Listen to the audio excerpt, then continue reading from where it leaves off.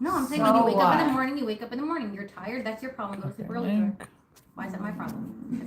And I tell them so much to the point that they don't even care about me at all anymore. And I tell them so much to the point that they don't even care about me at all anymore. The first 18 months, their feet did not touch the floor, and they are now the most independent kids. They're holding a baby wearing like people overly, and then they're the most independent. What about when everyone in the house has to wear a baby? Huh? Yeah, you guys would be like so many. By the way, huh? Yeah, you guys would be like so many. By the way, it's the best workout. No, I would have had. Oh, sorry. The Borough Parkers. The Borough Parkers. By the way, I could have made you guys a tea. Like, No, we do tea. Okay. Give me a second.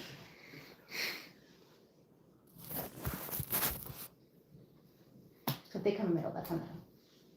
They'll figure it out. Do we get some merch if we come to enough Shiur? The merch people. Mother hat, bitachon hat. We already got one of those. We'll talk about it, yeah. We need some There should be a women's point on. system. Should be like a Great Clips rewards card. Cleaning up charts on Oh, guys, I'm totally grading all of you. Yes. I look around, and I'm like, Yeah. who's behaving? Last week, Connie was very good. She has a lot of questions. She asked a lot of questions, and I feel like she was very I only got Mickey to come because I told her she was subbing for TA, for Beis Yaakov, I mean. Yeah. Yeah, fine, I'm giving you a Chassidus class and do that. Good luck. After tonight.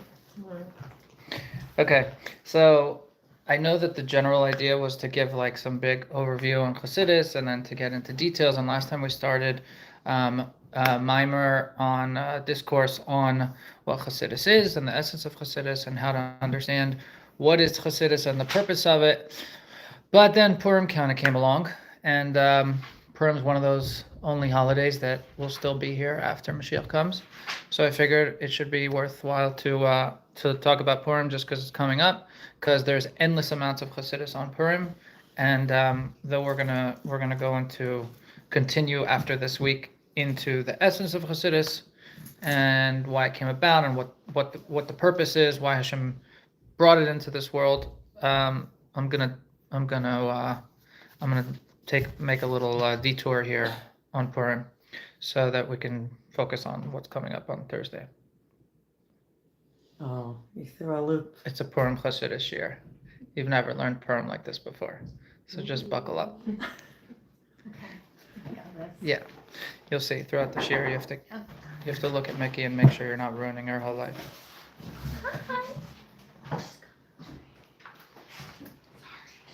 You didn't even start. You're so good. Oh my god, your house is sick. Hi. Oh, it's okay. Can I put on you? Rafi going anywhere?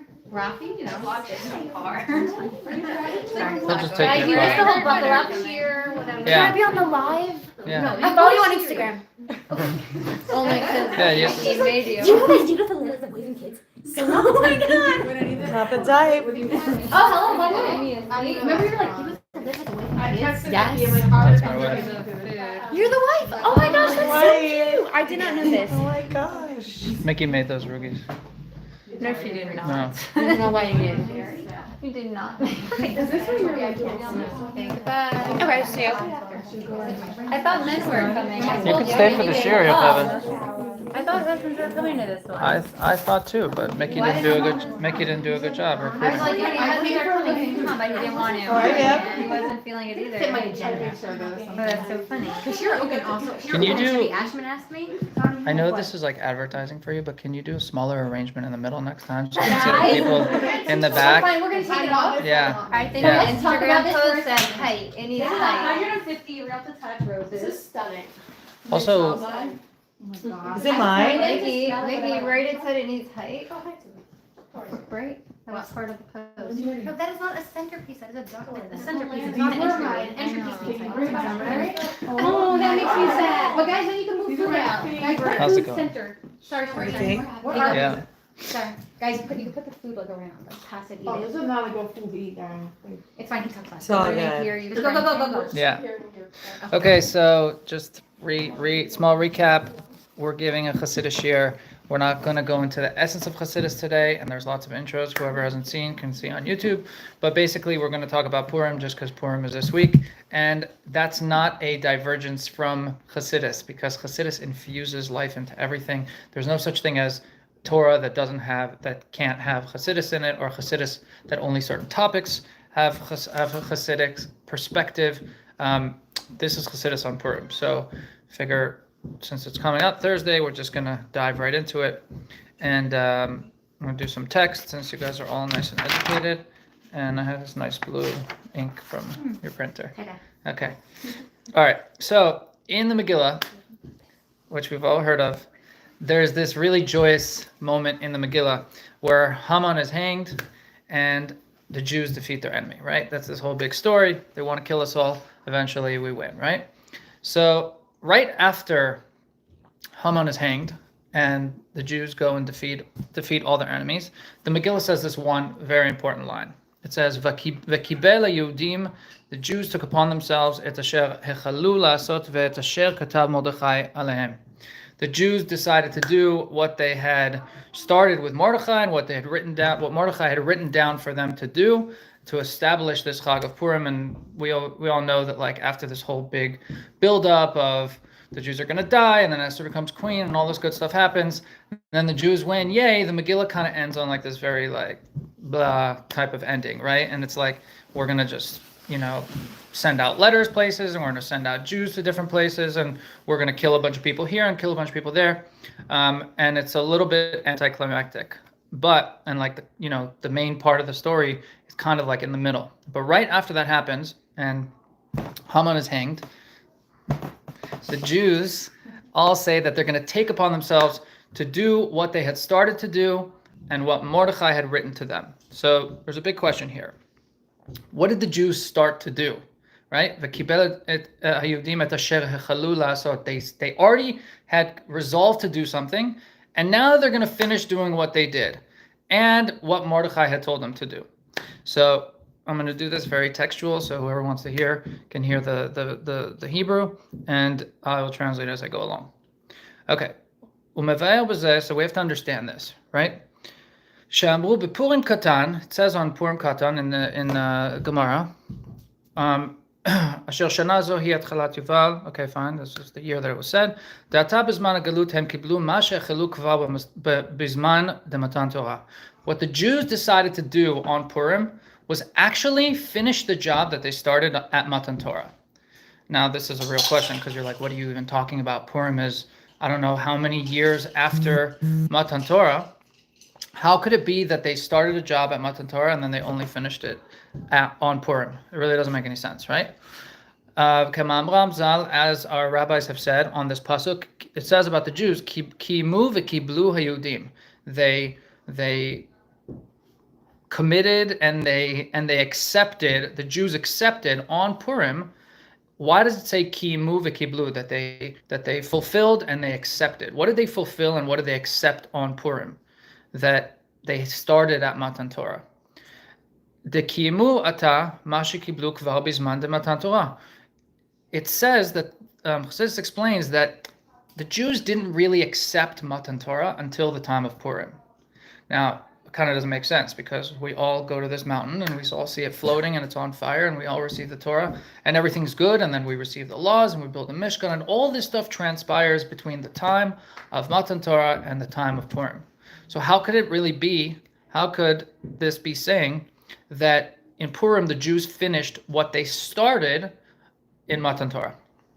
There's also another reading in the Gemara on this pasuk. It says, Kimu v'kiblu hayudim alehem ve'al zaram ve'al kol hanilvim alehem ve'lo ya'avor liyot osim et shnei hayamim ha'ela kiktavam. That's what it says in the Megillah, that they took upon themselves to make these 2 days of Purim and Shushan Purim as a holiday and to never cease. And that's why I said earlier that during the time of Mashiach, Purim is the only holiday that remains.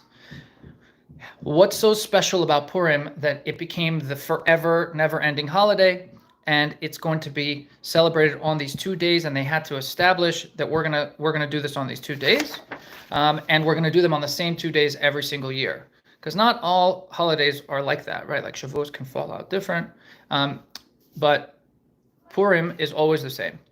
So the Gemara explains the words that where it says that the Jews established a holiday, but then they also took it upon themselves. So two things happen. It seems superfluous. You don't need to say that the Jews established a holiday and then also took it upon themselves. Like if you're going to establish that now is Chag, then it's Chag. You clearly take it upon yourself, right? So what does it mean? It means it established on Purim what they had already accepted at Matan Torah. Okay. Matan Torah was a time when Judaism was kind of forced on us, right? I mean, we all left Mitzrayim, we were all slaves, and all of a sudden we're shown bountiful plentiness of everything we need. Hashem's killing our enemies, the seas are splitting, and now we see all these crazy miracles going on. If I were you, or you were me, or we were all standing at Matan Torah, and you see all these crazy miracles, and there's fireworks left and right, and the mountain's floating, and it's on fire, and Hashem's talking to you, would you have a choice to accept the Torah or not? Or would you be like, I'm hypnotized by what's going on here, right? So really, at the time of Matan Torah, the Jews didn't really have free will, because the conditions were so ripe for them to say Nasiv and Nishma. Then they said Nasiv and Nishma. There's not really a challenge there. When Hashem gives it to you so good, it's not that hard, right? So the Jews didn't really accomplish the receiving of the Torah, or the giving of the Torah, until the time of Purim. So now there is a question. It says in this essay, initially, there's something amazing, right? We have to something that is like almost inconceivable. Like it's hard to understand. How could the Jews, think about what the Jews were in the time of Purim. We weren't like super elevated.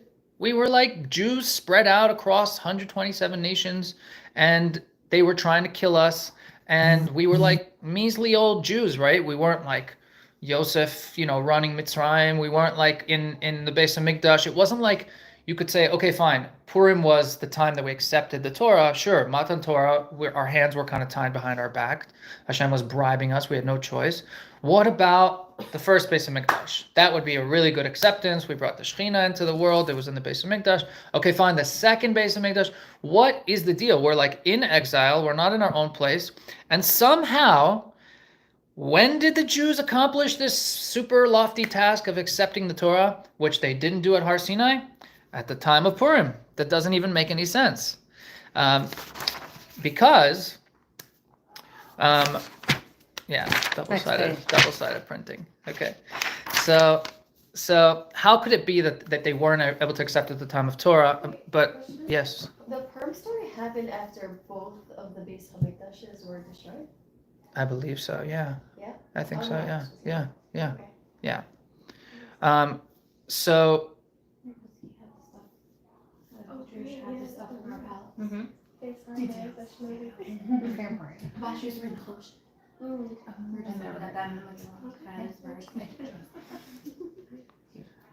okay. So My next year's costume.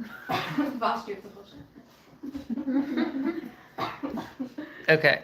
So what we're talking about here is that something like inconceivable happened. The Jews were at this super lowly state where nothing was working out, and Haman wanted to kill all of them, all of us. And the end result of that is somehow that we accepted the Torah and we finished the job that we started at Har Sinai. That really just doesn't make any sense, because it just seems so far away. Like Hashem was the most revealed at Har Sinai and the most hidden in Purim. Like we don't even have Hashem's name in the Megillah, right? It doesn't really make any sense. So normally when you compare two things, they have to be, somewhat close to each other to say, I am bigger than you. But when you're this far apart, it's like almost not even a comparison, right? So we know, and whoever was here last week learned about the different spheras, the different rungs in the spiritual chain of descent from the order from when Hashem was just him as his infinite self to the way how he made it down to this world for us to be able to exist. We know this world this word nifla. Nifla in Hebrew means like amazing, unbelievable, but also it means distance, like inconceivable. It's so far away. Pele, which is the root word of nifla, comes from this level of ketel, which is the crown of the king. So Hashem, when he created this downward descent of effluence of light to create us, this something that is so inconceivable has no comparison or contrast with the next thing below it, which means that this word of Pele, what we're saying here is that Matan Torah and Purim were so unbelievably removed from each other that they have no business being in the same sentence, let alone one of them finishing the job that the other started. It makes no sense. And it comes from this word, Pele, comes from like the innermost part of the crown of the king. And we can understand how contrasting polar opposites they are. How many years apart was it? The Purim story versus Matan Torah? Yeah. Let me ask Google on your phone. Do you know my password? Yeah. You're like, here, do it. Yeah. You're talking about I thousands. actually, yeah. Because I went to a Shiur Sunday where they said the dates. Purim was... Isn't this like always what you say? Like Hashem did create the world with so much light, and it was and it was too much, Right. and he had to recreate the world in a way that he was hidden. So it's almost like the original way he created that world with so much light, to recreate the world again in a way that you say, "Come find me." So these two things are that so much light with the all the way opposite It's end about 2,000 years. of "Come find me," You're onto something. right? You're onto something. So I should stop. Yeah, well, you're going to find out. I'll stop. Okay, so, like we said, the Jews were on this super high level when they left Mitzrayim, right? They were really low, and we know the story of Shavuos, that the Jews went up, and the reason you count Sphira is because you're elevating yourself all the way up to be able to receive. There's 49 levels of Tumah, and the Jews went from the bottom level in Mitzrayim to the top level, where there were 49 levels of Kedusha to get to the point of Shavuos. So the Jews were on the highest spiritual level that they've ever been on by the time that they got to the splitting of the sea, by the time they got to receive the Torah. And Hashem himself, not only were these things so far apart as far as where the Jews go, Hashem himself took, you read this in the Pesach Seder, Hashem himself came and took the Jews out of Mitzrayim. So here we have a story, devoid of Hashem. His name's not even in it. And this is the big triumph for the Jews. Whereas Matan Torah was this time where Hashem was, not only was he like there in the surround, but he was the one who did the job. He's the one who took the Jewish people out of Mitzrayim. Now, the Jews reached this higher spiritual level, and because they did reach this high level at the time of Matan Torah, the Matan Torah Matan Torah was something that only happened once, and it could be the greatest time that the Jewish people have ever had, and because the Torah won't even be re-given at the time of Mashiach. The Torah was given once, and that's it, right? There's literally one time where Hashem gave us the Torah, and that's it. And so it should be some super high peak that never happens again. V'gam mevuar b'Tanya, it says in the Sefer Tanya, shebishat Matan Torah, in the time of Matan Torah, kvar haya ma'ayan tachlit shlemut ha'olam sheyeh leilul. So the world was in the perfect state at the time of Matan Torah. So what we're describing here is just basically all the different variables that explain how the world was at the best possible place it had ever been since Adam Arishon, since the time of creation, and then the Pri Etzadat, the sin of eating from the fruit of knowledge, the tree of knowledge, basically sent us downward on the spiral. When is the up? When is the recovery of that whole cycle? At Matan Torah. The Jews worked their way all the way from Avram, all the way back up to Moshe, and then they got the Torah. So the Jews were at their peak. Hashem was himself, he himself was the one who brought them back. And the world itself had reached this ultimate perfection that it had never reached before. So you're literally talking about the pinnacle of the pinnacle from every aspect. And now we're comparing to the lowest part at the time of Purim. Okay?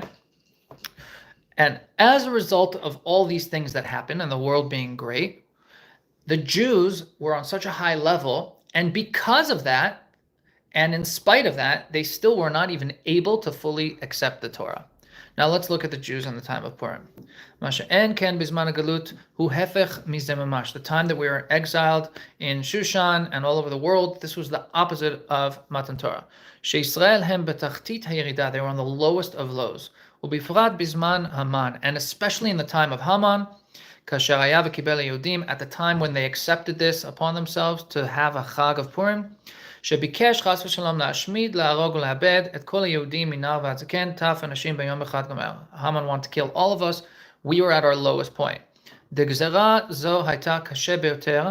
This was a severe decree. שהרי הייתה בבת אחד על כל היהודים שבכל העולם. Haman didn't want to say, okay, we're going to have like a Holocaust. We're going to kill some, and then we're going to go to a different country, and we're going to kill them. They had control of 127. Haman's plan was, at one time, we're going to destroy all the Jewish people. They're all going to die at the same time simultaneously. That was the plan. Ki Achashverosh moshel bekipa, he deita b'midrash, that Achashverosh was the ruler of the entire world. So you literally couldn't run from one country to the next. That's how powerful Achashverosh was. The Jews had nowhere to escape, and they could all be annihilated in one day. So this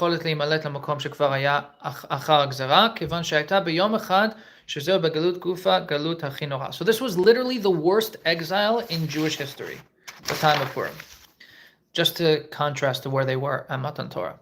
And because it was the darkest time in Jewish history, the Jews were also at their lowest state in Jewish history. Okay, let's talk about Haman's plan. What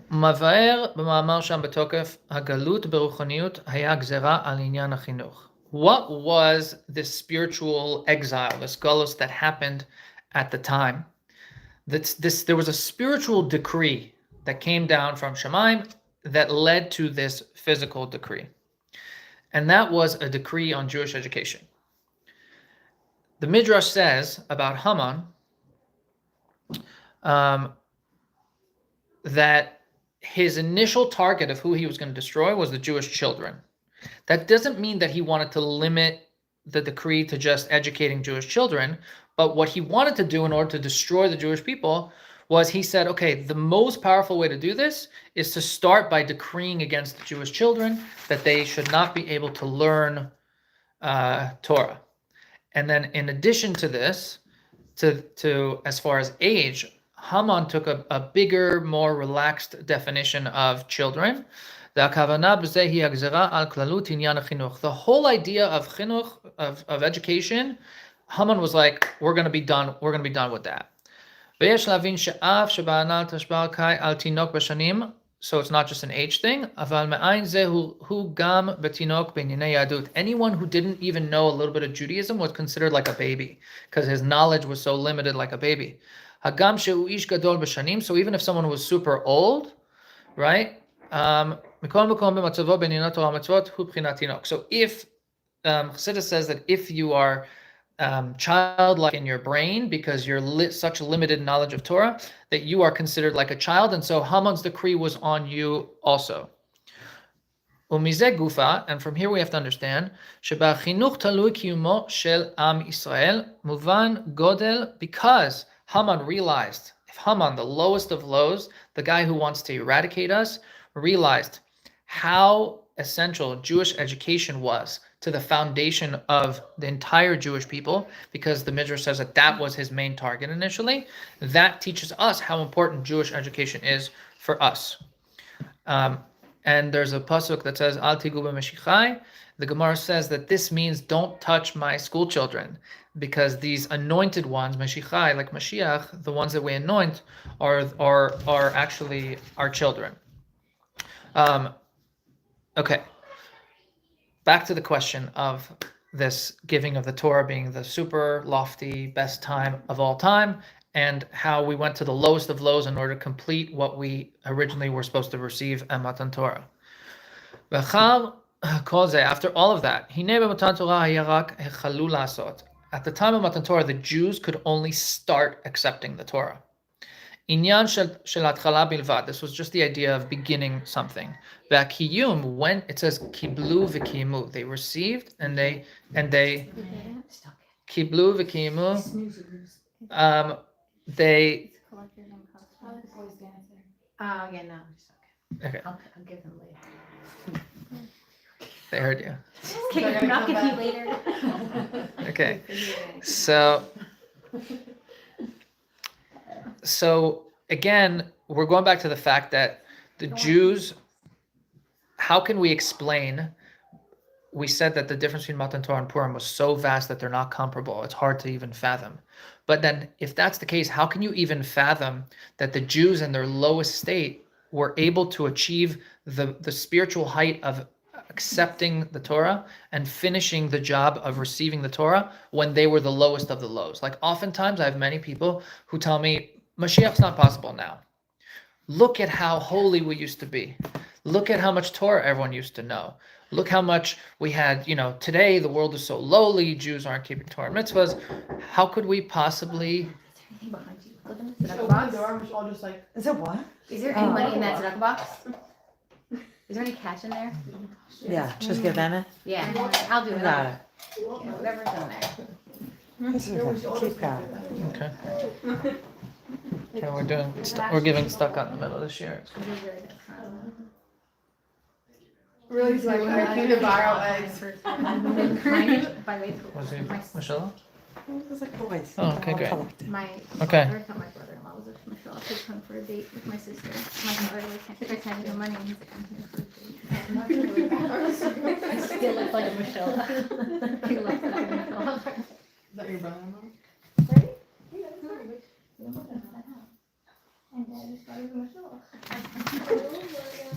Okay, so now we're going to say how it is possible that the Jews in the lowest time were able to achieve the highest accomplishment. Because everyone thinks of Matan Torah as the greatest thing that ever happened to us, but really Purim is the greatest thing that ever happened to us, and here's why, even though we were the lowest of lows. Is this the answer to the question, Matan Torah is so high, Purim, so how are they, like, how does one If finish? Purim's so low and we were so low, Wait, is and this the answer to that question, what you're about to we're say? on the way, yeah. Okay, v'yuvan ze, we can understand, al pi biur, shemen katit lama'or. It says, you heard that? Okay. Shemen katit lama'or. It says that you should command the children to take pure olive oil. This was in Tetzaveh last week. There was it says, Ata Tetzaveh, V'ata Tetzaveh, that Moshe Rabbeinu, Hashem told Moshe Rabbeinu, go and command the Jewish people to take pure olive oil, crushed for lighting, katit lama'or, and light up the lamps in the Mishkan. This, and Purim always falls out on the time of Parshas Tetzaveh, right around Tetzaveh, last week's Parsha. What is the significance of this pure olive oil that's crushed for lighting? And what is the advantage that the Jewish people had at the time of Purim that they didn't have at the time of Matan Torah? What? Do you have an answer? We're just listening. What was the question? How is it possible? Are you asking us? No, Oh. you can answer. You can answer if you I want. also was wondering. Mickey. What was the question? The Why is it? The question is, how is it that in the lowest time of the Jewish people, the biggest exile, the most darkness, how is it that at that time, the Jewish people who are on the lowest state they've ever been, At the hardest time to search, when you're at your lowest, is when you could be the strongest to try to find it. Is when you're when you looking work- the most. No, when you're looking the most? it's when you're it's when you have to work the hardest When you like have to down find the it. hardest. When it's right, when you're at your lowest point. When are you at your strongest? When are you at your most? When you're at your lowest and you Well, you push have to through hit it. rock bottom. You hit rock to come bottom. up. Yeah, did that Okay, continue. Sorry. Is that the answer? Try again. Wait, but it So is. I for sure want to hear So, about that. so how is it? We're saying, how is it possible that the lowest Jews in the lowest time were able to achieve the highest mission, which was to accept and finish what they started at Matan Torah? We also had no other choice. No, you weren't. Like they were gonna be all killed. Right, but they earned. They didn't have to do anything. They could have just died, right? They earned No, you have to the work fact for it. that You Haman have was to work killed, for it. and therefore they Me and decreed Matan that this Torah, is a Hashem was holiday, there. right? We're not looking for There's it. no Right other there. option. You're There's no at the other darkest, option, and right. and then you're going to search. Right. Yeah, I'm right. I say I'm right. Okay, so it says in Tetzaveh. That's one answer. Exactly. Okay, so it says in Parshas Tetzaveh, V'ata tetzaveh et bnei Yisrael, Moshe, you should command the Jewish people, the children of Israel, Veikhu elecha shemen zait zach. You should take pure olive oil. Katit lama'or, crushed for lighting, specifically crushed for lighting. La'alot ner tamid, so that you can constantly light these lamps that are in the Mishkan. Okay, and this always happens on Purim, right around Purim. So the simple explanation of katit lama'or, which is crushed for lighting, literal translation is that it should be a source for the light, that the olive oil that you crush shall be crushed and should be a source for the light, this pure olive oil. But Chassidus explains that light is revelation, as we said last week, that light is what Hashem wants to give us and reveals to us in a way, and darkness doesn't have any substance of its own. It's just a lack of light. Like if I turn off the light in here, it's dark. I didn't bring darkness into the room. I just took away the light, right? So this source of light that we're going to use in order to light the lamps in the Mishkan is actually a revelation of godliness, right? And the source of light, who is the source of all light? It is Hashem, right? Hashem himself, not Hashem as he contracted himself to come down here so that we can receive him. Hashem in his infinite essence, right? The infinite Hashem before the breakdown, this contraction that we talked about last week. And so as the source of light, we understand that when does a Jew reach his essence? The essence of all light is Hashem. When does a Jew tap into his essence? When he's crushed, okay? The katit lama'or, the crushing in order to be able to light. So when a Jew is crushed, that's when his Mesiras Nefesh comes out. How much would it have hurt you to just be like, yeah, Mickey, you know, I could have like put you in timeout for interrupting because I wasn't even okay. I'm just all saying, right. it wouldn't have killed Okay, you. all right. Say. Okay. You're allowed to tell you right too, but it's fine. You can Teachers say in no. school not telling you, right? I mean, they didn't have to. It's my She list. told them she was right. I told them. You knew, you didn't need the vowels. It's fine. I was Okay. Put Now- it on the side of my paper. וזה שנשבר ונתקע הוא גם כאשר בגשמיות ובמצב של הרחבה. Sometimes people have a great life and they have no issues in their physical environment and they can still be crushed, right? It doesn't mean that they have to be like on the verge of extinction in order to be crushed. אלא שמכל מקום חסר ברוחניות. So you can have an amazing physical life but be lacking spiritually big time. And when you recognize your own spiritual shortcomings, that could be a crushing of your own spirit, right? Where you squeeze the olives to create this pure candle for the purpose as a source of lighting yourself up and lighting everything else up around you, right? So even if a Jew, even if someone is spiritually amazing, spiritually complete in his fulfillment, right? If you're doing all of the work the way that you should be, you're doing all Torah, all the mitzvahs, there's still a way that doesn't prevent you from being crushed, right? To create this oil. Mikol makom, when you think about this idea, there's a pasuk that says Amcha kulam tzadikim, that all the Jewish nation are righteous.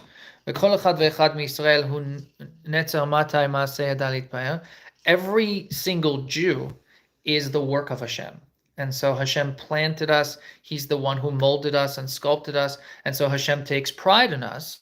And you could say, well, every single Jew is amazing. What is there to even crush, right? Hashem created all of us. And we're all tzaddikim, because every Jew is essentially righteous.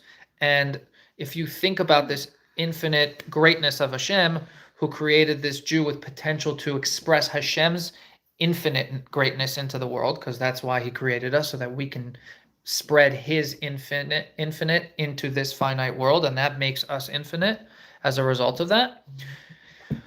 When you think of what your potential is spiritually, even if you feel like you're doing everything, you realize that you're still not infinitely expressing Hashem's infinite light. Like, you could do so much, but a Jew has the potential to be on the highest level.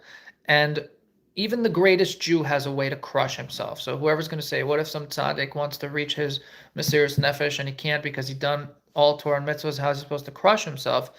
There's always more, because when you're comparing to infinite, and that's what we're comparing to, because as messengers, right? If I'm a Mama Lea's pizza delivery guy, and Wouldn't be my house. okay, fine, and I want to deliver pizza, I have the power of the place that I'm delivering pizza for. When you Only blame, Tov, of course. yes, when you blame the pizza for being bad, you don't blame the driver, right? You blame the pizza place. So the Jews are just messengers of God, which means that we have the power that he embedded us and endowed us with. It means we have his power. When the guy gives you pizza and it's great, you could give that dude credit, but really it's the pizza place, right? The Jew has the power of Hashem, and therefore we all have the power to express this infinite greatness and bring it into the world, right? What do you think when you say Jew has the power to crush himself?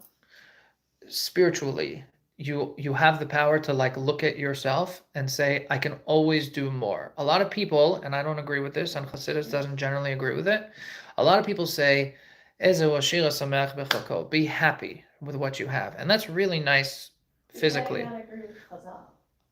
Okay, I have to finish. Okay. Does not apply to spiritual growth. It applies to physical growth. Okay. So now we both agree with Chazal, right? Okay. So when it comes to spiritual terms, one who has 100 Is should that a want. natural feeling a Jew has? Yes. To never be enough. Yes. Like Jews should not have retirement in their spiritual Like, no vocabulary. Jew ever could feel like they're enough. Because think about it. If Just Jews? Well, Is that just for Jews? if you have the power of he's also speaking spiritually. yes, Like, we're not speaking. it's we're not like a throwing- financial He's thing. not saying right. He's not saying, oh, my job, my this, my that. I should become a this. I should become a that. I could be so great in that. Okay, so what? But is that going to help your actual mission in life spiritually? Why do you need to be that thing? You don't. Right. Yeah. So It's so funny because like you see people like Jews that you think don't have that inside of them. Like I feel like I will talk to a Jew that is like, no, I'm content. Like I feel like I'm doing the right thing for the most part, and I'm content. And I'm like, really? People seem like You think so- you're doing great? Fine, good for you. But like spiritually, like, what? I'm just saying, like, I don't know. you would be a great Kirov person. You guys are all terrible. No, I'm not saying terrible. I love everyone, and I think everyone's doing great, and I would hope that everyone's trying to be the best them they can be. But we shouldn't personally feel that about themselves. So if someone comes up to me and says, "What are you talking about?" Like, I don't know. I'm status quo. That's good, and I'm like, "Cool. All right. Did you like Dobbin?" So if everyone was honest with themselves about their spiritual shortcomings, we would all see we have a way to Improve create ourselves. that oil within us, right? Right. Okay, and that oil is only crushed for the purpose of lighting, right? Crushing oil for the sake of crushing oil that has no inherent benefit. There's What is nothing crushing oil positive for the about it. sake of crushing oil? Nothing. Exactly, unless you're going to use it to light up the Nothing on the spiritual level. yes. If you're just Looking at your shortcomings. if for the you're sake just- of looking if at you your ju- shortcomings and doesn't you do just anything. get depressed and I you don't should've do done it. anything I should've about done it, it. I it doesn't should've it doesn't said do whatever it doesn't do it is. That's anything. not spirituality. What? Just being hard on yourself isn't Also, that could be spirituality. Right, exactly. but then you can go down really. There's deep. nothing Right, you positive, could right? get right. I'm saying you see like people that really struggle with like mental health and get really obsessive over like taking on certain things in Yiddishkeit. Like it's not that either. That's crushing for the sake of crushing. You're not doing it to be. Yeah, you have do to- something spiritual. Right. So okay. So let's talk about how this being crushed leads to revealing the source of ultimate light. Okay. So how does this feeling of crushing your spirit lead to this bringing of light? So when someone thinks about how low he has come, his spiritual descent from where he started before you came into this world, we're all chilling and Shemayim with Hashem, and now we came into these bodies, and now we're all low and sitting and thinking, wow, I've really degraded myself compared to my infinite soul, right? Like I hold this neshama that's one with Hashem, that's has the power of the infinite, and this is what I do. Yavoli de tshuva. That will lead the person to do tshuva. If you're doing it sincerely and not just like being depressed about yourself, you're going to do tshuva as a result of crushing your own olive oil, right? And what happens when you do tshuva? There's a return. Tashuv, you're returning your soul back to its lofty status. So like before our souls were given to us in this body, they were on this pedestal. Tshuva returns it back upwards towards the pedestal. And not only does it return to where it was, it actually can go higher. Tshuva has the power to take you higher than you were, which is why the Chet Egel had to happen, because that led us to go higher than where we were before. Shetashuv hanefesh b'mesirut nefesh. A soul can have mesirus nefesh when it feels that this Hashem who gave us our soul, that we say Modani every day, that this Hashem is actually the source of our lives. If you look at a physical body, you can come and go. People can die and be reborn. But your neshama, your spiritual life, is much more important than your physical life, because it's tied to Hashem, and that's what draws down this light. And this is why it says, Katit Lama'ol, this is why it says to crush this light, this oil for the sake of lighting. By breaking yourself, you become depressed about what you're not doing or your shortcomings. Bivchinat katit, you become like broken like this, and you squeeze the olive oil out of yourself. And that is how you receive this, not just for you, not just to light yourself up, but that is when you draw down Hashem's infinite light into this world and into your own soul. So it's one thing to say, hey, I need to improve. How do I do that? I'm going to focus on my shortcomings. I'm going to get depressed about it. And then I'm going to resolve to do good. And that's great. You can improve. But when a Jew crushes himself from the sake of mesirus nefesh, to like the bottom line, right? A Jew crushes himself in that way. When he is crushed, even if he's in the most physically comfortable situation, you're sitting in some Ritz-Carlton at a beach somewhere, but internally, you're spiritually like... Isn't it when you're there that you are spiritually struggling more? Why? Why can't you No, I'm saying for most people, like, oh, like, nothing's happening. Like, I'm just super comfortable. Like, there's nothing wrong with being comfortable physically and having a good physical life. When you are comfortable physically, it's very hard to look back at your spiritual. I think it's a harder position to be in. Look back at it. To each his own. I don't feel like one has No judgment. a connection to the other. I'm just talking about me personally. I'm saying people in general. Listen and we don't judge. Thank you. Thank you. It's a safe space. Yes. I hope YouTube helps us.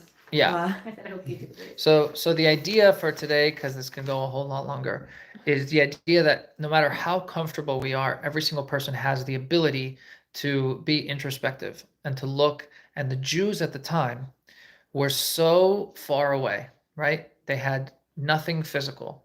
They had nothing spiritual. And the situation broke them. And that's why at the time they looked at what was going on. They're like, Hashem is about to wipe us off this earth. All at the same time, we're going to have nowhere to run, nowhere to disappear to. And what do? We're going to look inside and find our shortcomings and say, we are the lowest we've ever been. Now is when we're going to do tshuva. And at that point, that's when Hashem annulled the decree and killed Haman. And that's why the Jewish people at the time were able to finish the job of Matan Torah, because Nasa v'Nishma is cool when they're holding a mountain over your head. But when they're not holding a mountain over your head and you're not seeing greatness and miracles and all sorts of stuff, and everything seems bleak and just bad, and you're all going to be extinct. And then you say, you know what, Hashem, now is when we're going to fast for 3 days. Now is when we're going to take on the Torah and mitzvahs for you. And at this point, the Jews were able to, accept what had begun at Matan Torah fully. So they had to go to the opposite extreme to be able to say, you know what, we choose you. Because up until now, Hashem says, I choose you. Mm. And I chose you and I took you out of Mitzrayim. And I chose you and I gave you the Torah. Hashem said, when are you guys going to choose me? When things are good, it's easy to choose me. You know that poor people have an obligation to give Meiser the same way that rich people do. Just because the numbers are different. One has nothing to do with the other. The Jewish people it's easier to choose Hashem when everything is great and the man's falling from the sky and he's protecting us from our enemies and we're fighting Amalek and everything is great. But when nothing is working out and a Jew is crushed, that's when our essence is revealed. And that's when a Jew can say, you know what? I went down to here, but I could go higher than I even was before at Har Sinai. So at Har Sinai, it seemed like they were at their highest point. They were because Hashem brought them there. But it wasn't on there But- themselves. But then Purim is even greater because they actually chose Yes. to And that's the choose Hashem correlation. when you couldn't even see him. Yes. And since Matan Torah was a marriage between the Jewish people and Hashem, imagine that. Are you married? No. Okay. Imagine your future husband comes to your house and kidnaps you and then puts you at the altar and gives you the beautiful wedding with all your stuff. And you show, right? And you show up and everything is there and it's all perfect for you and your family and friends are there and there's a food and there's a cake and you wake up and all of a sudden you're at your chuppah, right? You're gonna be like, yes, okay, great, let's do it, right? But what doesn't your husband want you to choose him, right? So you choosing Hashem for Hashem is much more powerful than him forcing you to love him. And he started it that way, but he led it to the point where he wanted us to choose him. Yeah. Got it. Beautiful. Thank you. Question time or no? Yeah, that's, Is that thing off? it can be off. Okay. Okay. What? The people that are watching. Yeah, she was so